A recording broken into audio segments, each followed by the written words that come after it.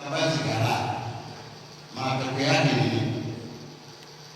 Wapo wakulima walikuwa wanatoka, amepata soya yake embe mbili, analeta mjini hapa, anaipeleka kule sokoni hapa wapi Msamaha.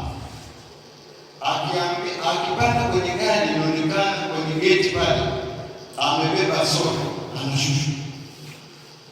Sasa sisi wakulima tunapoenda kule, sisi viongozi tunapokwenda kule kuhakikishia jambo la soko hili, tuhakikishie pia na soko lao likoje. Swala la kumwambia mkulima apeleke embe mbili stakabadhi ghalani, angoje mnunuzi atakapokuja, ili tutaongeza, hatuwezi kufanikiwa hili jambo. Hivi hatuwezi. Leo tunasema tunapeleka shule za msingi, shule za sekondari, na wewe apeleke stakabadhi ghalani. Baada ya mwaka mmoja mimi nitaniuliza, tutakati na kikao kufanya tathmini, tunawakosa wahitaji. Mimi ushauri wangu, tulitangaze soko hili kama soko la ndani, kama alivyosema mwenyekiti. Kwanza linahitaji lishe, sisi wenyewe tangaza elimu ya lishe. Lakini la pili, kibiashara, kiuchumi, tuwaache wakulima wauze hii soya.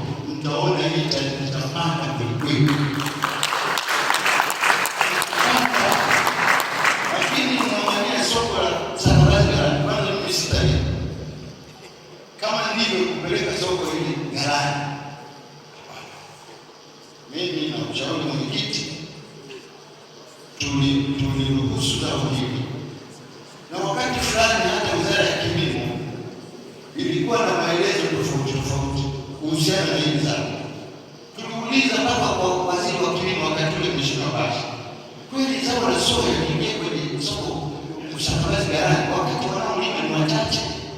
Kwa nini lisizalishwe kwa wingi, alafu ndipo unaweka utaratibu lipelekwe wapi? Kwa hiyo mimi ushauri wangu mwenyekiti, ninashauri kabisa jambo hili. Lakini wakati huo mnaandaa, nimesikia kwa kuna viwango vya fedha kwa ajili ya kununua rasilimali hizo vitendea kazi. Muangalie na mashine za kupukuchua soya, kuipiga hivi kwanza unapata mikono sugu. Mimi nilima eka 5, kuvuna eka 5 kuipiga pale watu wanakimbia, kwa sababu wakakuibarua mahindi kuliko flow, wanakimbia sema soya hapa. Nililima alizeti kama eka 10, nilipata tabu ya kuchua alizeti.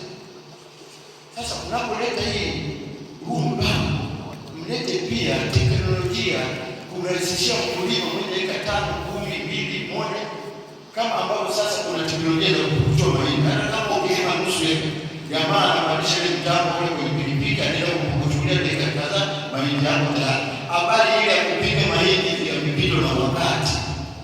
Sasa kwenye mpango huu wa hizi fedha zilizoletwa kwa ajili ya kuendeleza hizi zao, mfikirie na mashine kwa ajili ya kuwezesha wakulima kupukuchua hiyo binzi. Huo ndio ushauri wangu. Lakini pongezi swala la kutoa mbegu bure, lakini swala la kilimo cha mkataba si tatizo, ili mradi ule mkataba uelewe mwananchi huu mkataba una manufaa gani na atapata tija gani. Lakini hapa nilikuwa na mimi kwa sababu za kwangu, nikasema kama unapata eka 1 gunia 6 kwa mfano, kimata chini, bei ya soya ni shilingi ngapi? Wamesema kuna 1100, inawezekana ikashuka, nikaweka kwa 900, nikakuta eka 1 unaweza kwa gunia 6 unapata 540. Kama kwa 1100 eka 1 kwa gunia 6 unapata 660. Sasa nikaendelea kukokotoa kumalizia hapa gharama za uendeshaji. Je, kwa eka 1 una faida? Sababu hata sisi tunalima mahindi, lazima upige hesabu ya eka 1 gharama zake. Ndio maana mara nyingi ukienda kuangalia kwenye uhalisia, faida unayopata kwenye mahindi ni ndogo sana. Kwa hiyo hayo nayo ni muhimu kumwelimisha mkulima wa leo kwamba wewe kwa eka moja ukilima kwa mkataba huu, wewe unaweza ukawa na salio la kiasi gani. Isiyo kwamba unamlimia mkulima aliyekuwekea mkataba. Kwa hiyo mimi nami huo ni ushauri wangu, wataalamu watakapokuja kuelimisha wakulima kuingia mikataba hii na hao wanunuzi, basi watueleze huu kilimo mkataba ukiingia, wewe mwenyewe mkulima pamoja na ndugu zako, muda wako, gharama nyinginezo, ingawa yule mnunuzi anakuwekea pakeji zile za mahitaji, je, wewe unaondoka na faida kiasi gani kwenye hekari?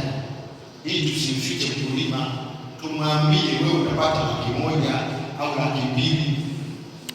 Tusikimbie tu kilimo mkataba, tumwambie na faida yako inayobaki ili aelewe. Akisharidhika ndo alime, akubaliane. Kwa hiyo hayo nayo ni muhimu sana kutuambia sisi wakulima, ili kwa kweli tufaidi. Na kwa kweli tukisimamia vizuri mpango huu, mwenyekiti, mkoa wetu wa Ruvuma ukiachia zao la mahindi na mazao mengine ya kibiashara, ili zao litatutoa. Kwa hiyo mimi nakupokea na ungana na ninyi wenzangu, tupokee huu mpango, ingawa kwa muda huu na mimi tunachelewa mwakani kujipange vizuri, lakini hata sasa kama unaweza kutusaidia sisi wakulima, tuko tayari kuanzia sasa ili tuingie kazini, kwa sababu sasa tuna kazi nyingine zaidi ya kilimo. Kwa hiyo naomba hilo mwenyekiti, tusaidie sana ili tuende kwa kasi ya serikali yetu inavyohitaji. Na mimi naamini chini ya usimamizi wako Mheshimiwa Mwenyekiti, tutanufaika sana na zao la soya. Kwanza tumezungumza kwenye lishe. Wakati mwingine nilikuwa tunajadiliana wakati ule wa tathmini ya elimu, tukasema tunafikiri lishe tu ni watoto, lakini hata sisi wazazi tuna tatizo la lishe. Sasa ukiwa na shida ya lishe, unaweza ukazaa mtoto na mwenye hana lishe, kwa sababu nguvu za kupata mtoto mwenye lishe inategemea na wewe mwenyewe uwe na lishe. Kwa hiyo nafikiri zao la soya litatusaidia sana kupata lishe ya kutosha na kuwa na energy nyingi katika mwili wetu. Leo unakuta mimi na miaka 62, mtu anafikiri na miaka 50, unaona, kwa sababu lishe inazingatia. Lakini ambao hawazingatii lishe unakuta anachoka kabla ya wakati, na ziko kazi zingine zinamshinda, lakini sisi wengine kwa sababu tunazingatia lishe, hizo kazi tunazimaliza sasa. Basi mwenyekiti, nilidhani niwafurahishe tu wajumbe, kwa sababu wamekaa bila kucheka kwa muda mrefu, lakini kimsingi naunga mkono mkakati huu wa zao la soya.